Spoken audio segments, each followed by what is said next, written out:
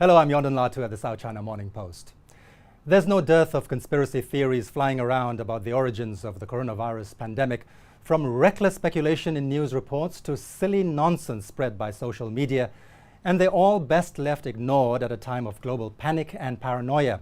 But when a spokesman for China's foreign ministry jumps on the tinfoil hat bandwagon to accuse the US military of unleashing a deadly disease that has infected some 180,000 people in more than 130 countries, it begs closer scrutiny to understand what exactly is going on.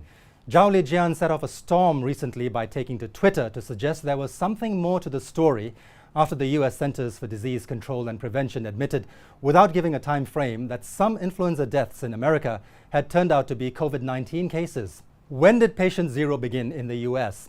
How many people are infected? What are the names of the hospitals?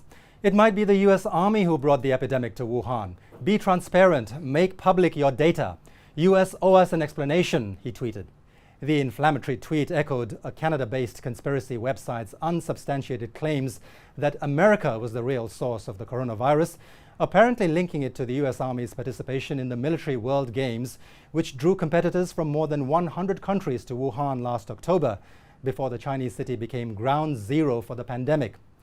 On the face of it, China has just accused the US of a jaw-dropping act of war, prompting the State Department to summon Beijing's ambassador to Washington for a dressing down. Of course, Zhao has a reputation for being a bit of a loose cannon with a trigger-happy tweet finger, so Beijing can conveniently explain it away as rogue commentary in a personal capacity rather than an official statement.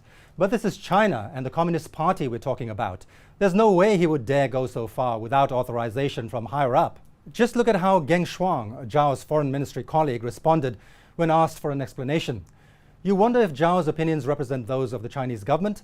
I think you first should ask if remarks by certain US senior officials that vilify China represent the official stance of the US government. And there you have it. It's a tit-for-tat, zero-sum blame game the two countries are playing to their mutual detriment. Instead of joining forces to wipe out a common enemy that recognizes no political or geographical boundaries, they've taken mudslinging to a dangerous level with conspiracy theories.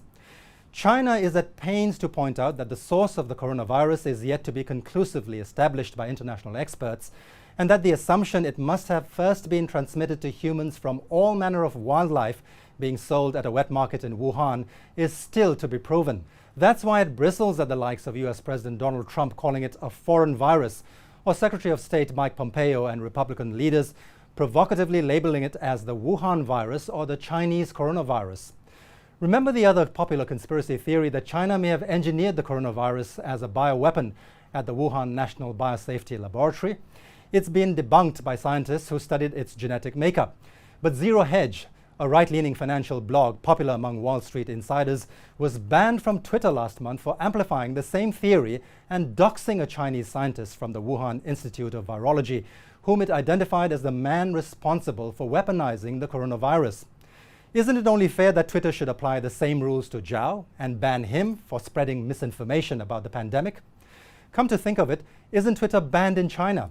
Why are Chinese officials even using it in the first place?